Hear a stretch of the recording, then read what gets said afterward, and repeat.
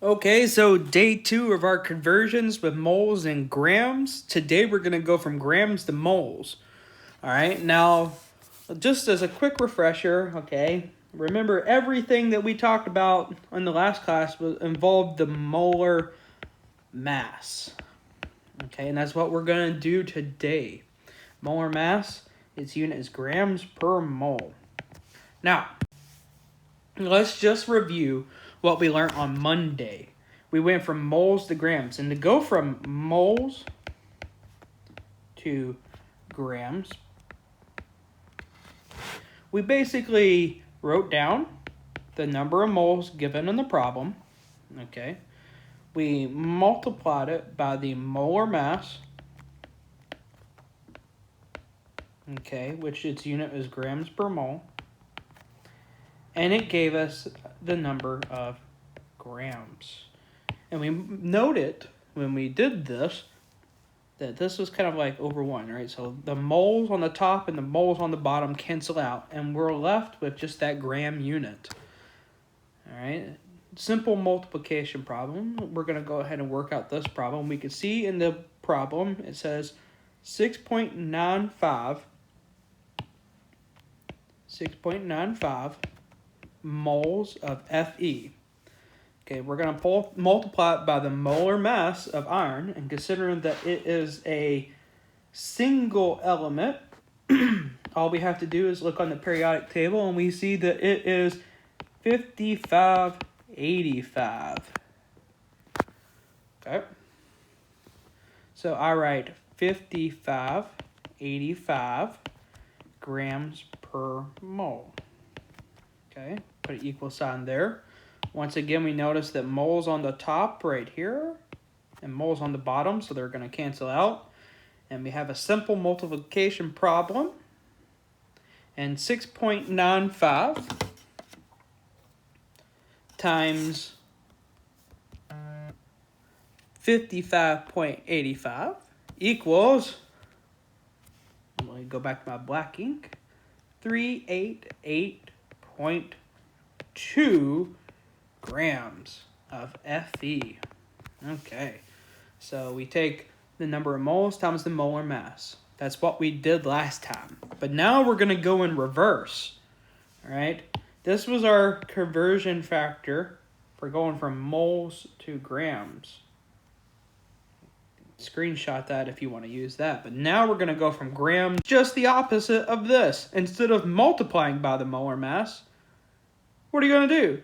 Monday, we learned that to go from moles to grams, we take the number of moles times the molar mass to get grams and moles.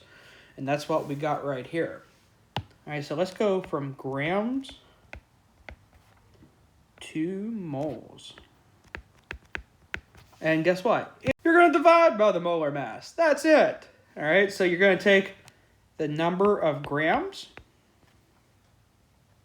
and instead of doing a division symbol, I'm going to put 1 over the molar mass.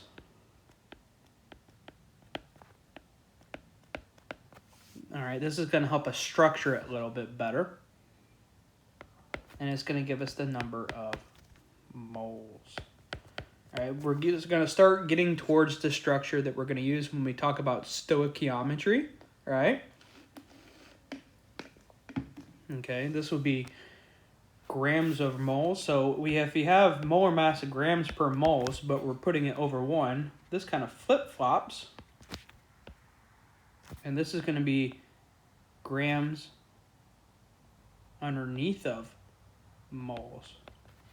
All right, little divide sign right there. So that's the unit. And I'm going to write this a little bit better so we can see it a little bit better.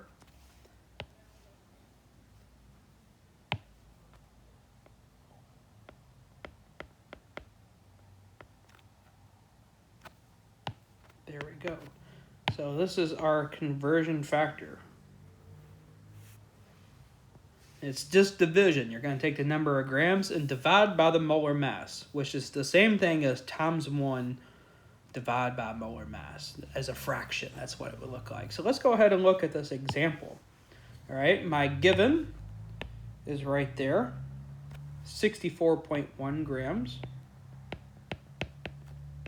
of 8L. Okay. We're going to put times 1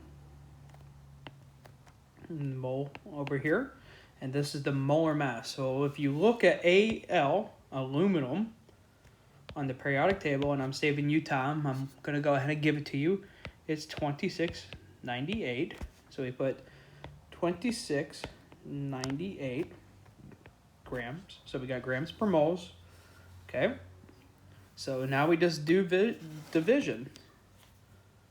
All right, if you were to calculate this out, we should get an answer in moles. So if you took 64.1 times 1 divided by 2698, it's the same thing if you did 64.1 divided by 26.98.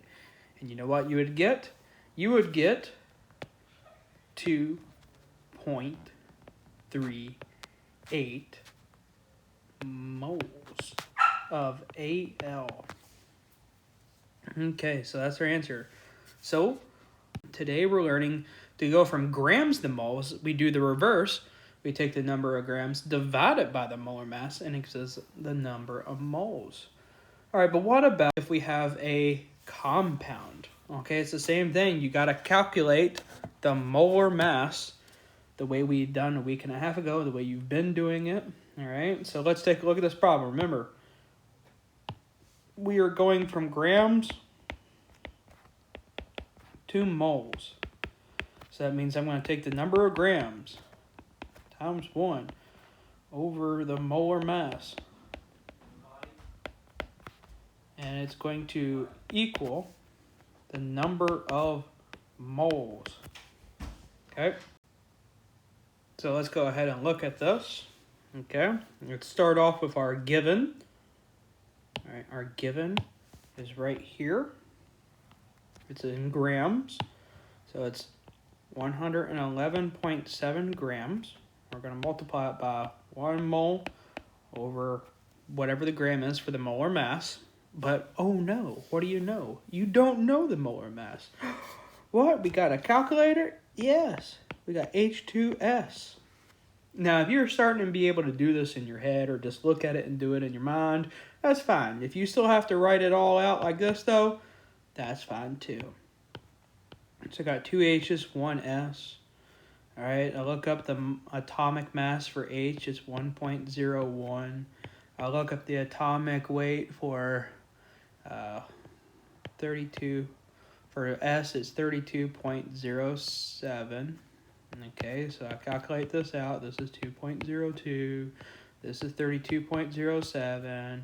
I add these up, and it gives me the molar mass. So if you're struggling with that yet, well, you're falling behind. So review the past material on how to do molar mass, because this is just one little extra part now. All right, so this number is going to go right there. So I got 34.09. This is going to be grams. And if you look, all right, I got, this is the same thing as saying over 1, right? Because that's how whole numbers are as fractions, right? So grams on the top right there, grams on the bottom right there. So the only unit we have left over is moles. So let's do this math. 111.7 divided by 34.09, which is the same thing as saying 111.7 times 1 divided by 34.09 equals 3.28 moles of H2S, which is a good example on how to do grams per moles. Alrighty. Well, if you have any questions, make sure you ask. All right, look at examples, work it out, follow along with this, and you should be good to go.